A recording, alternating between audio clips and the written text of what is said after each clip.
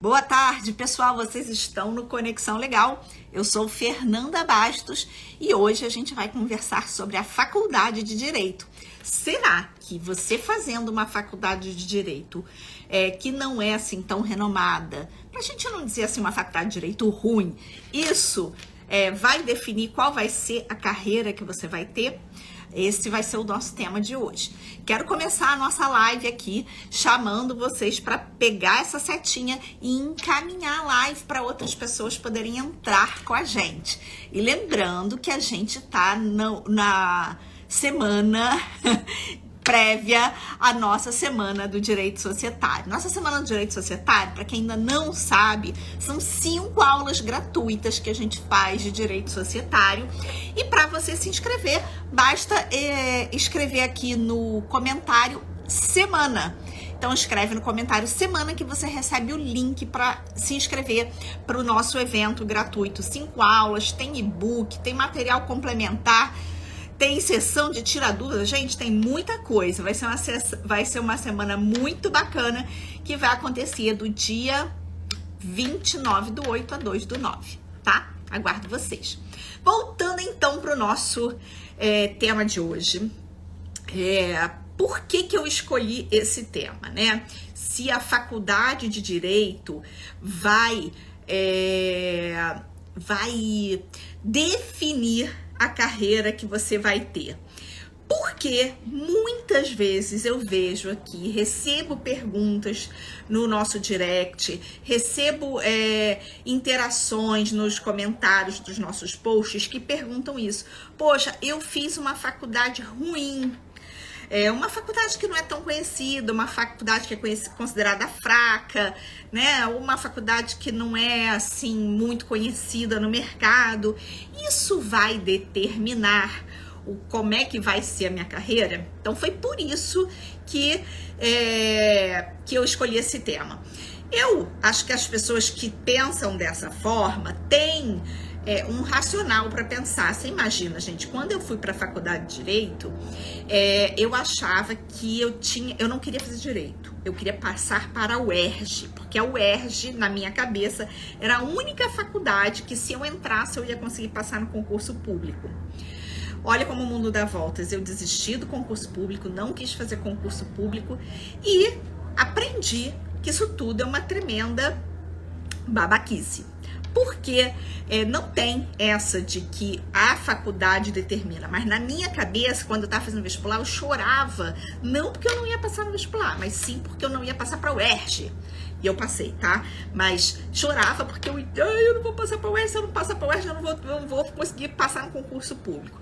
A nossa cabeça imatura pensa esse tipo de coisa, né?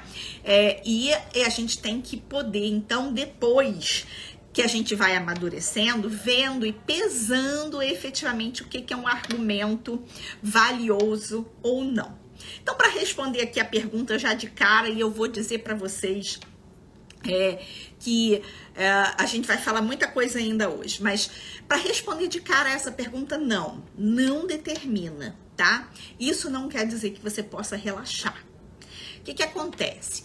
Se você faz uma faculdade que ela não é muito boa, é normal que os contratantes tenham assim mais restrição em olhar para o seu currículo, certo? Isso não quer dizer que você não vai conseguir entrar nas posições que você quer, mas você vai precisar complementar o seu currículo para que ele possa parecer mais robusto, tá? A gente, durante o processo de seleção de profissionais no escritório, a gente tinha uma expressão muito feia, mas que eu vou aqui nos bastidores compartilhar com vocês. A gente chamava de lavagem de currículo ou limpeza de currículo. Quando a pessoa fazia uma faculdade que não era boa, não era renomada, e depois ela vinha e fazia um curso forte naquela área que ela queria atuar. E a gente falava, ó, esse aqui claramente está fazendo lavagem de currículo. E a lavagem de currículo é isso, é você fazer uma faculdade ruim e depois você complementar. Então não é determinante, mas isso vai fazer com que, para que você não fique em desvantagem em relação a outros candidatos, você tem então que trabalhar o seu currículo para que ele tenha outras qualificações que compensem aquela faculdade, né? Não adianta você se resignar, realmente não fiz a faculdade boa, não tem jeito. Ou não adianta também falar, não fiz a faculdade boa, vou ficar aqui tentando. Não, você tem que trabalhar. Aliás, ontem a gente falou sobre isso na live, né? Entrar em ação. Tudo tem jeito, mas a gente tem que entrar em ação. E entrar em ação aqui é você complementar o seu currículo. Quando a gente está falando de currículo, primeira coisa, para quem não está muito familiarizado com os processos seletivos, hoje em dia é muito normal que os processos seletivos comecem através de buscas por meio de programas de inteligência artificial, de robôs. Tá?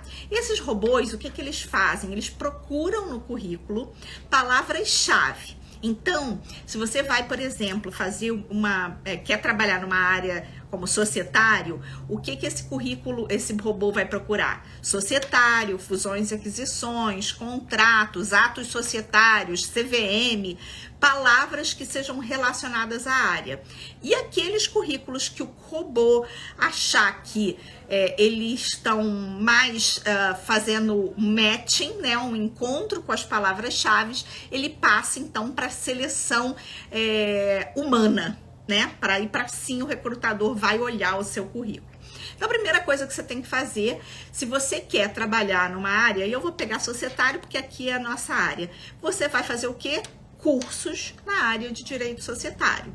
Esses cursos vão reforçar você como profissional e vão também adicionar as tais palavras-chave no seu currículo, tá? Aí, muita gente me pergunta assim, e a pós-graduação, Fernanda, vale a pena fazer pós-graduação? Olha, eu acho que é o seguinte, no caso de uma lavagem de currículo, né, ou seja, quando você está querendo apagar a faculdade, dar uma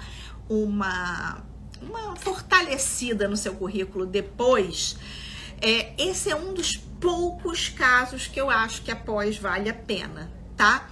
Porque eu já tenho aqui vários vídeos aqui no nosso Instagram, lá no nosso YouTube, dizendo que eu acho que pós é uma tremenda perda de dinheiro e de tempo.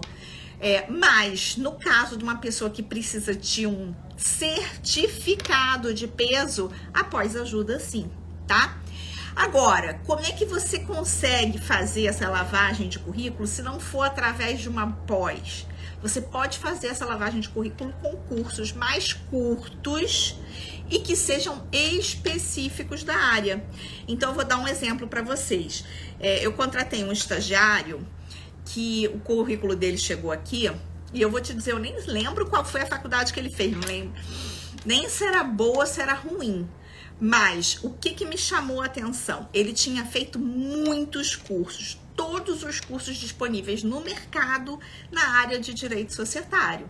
Então, para mim, o que aquele currículo comunicou foi que essa pessoa está com muita vontade de trabalhar nessa área e ele está se dedicando a aprender a área. E isso faz com que a gente tenha vontade de contratar essa pessoa, tá? Então, para você que já quer começar aí a sua lavagem de currículo, não esquece de participar da nossa Semana do Direito Societário. São 5 aulas gratuitas de Direito Societário. É só você botar aqui nos comentários semana para receber o link de inscrição, tá? Outra coisa que eu queria pensar aqui com vocês. Uma outra versão dessa pergunta, né? Se a minha faculdade determina a minha carreira. Gente, se eu pensasse assim, a minha carreira estava totalmente fadada ao insucesso, né? Porque eu não ia à faculdade, nunca.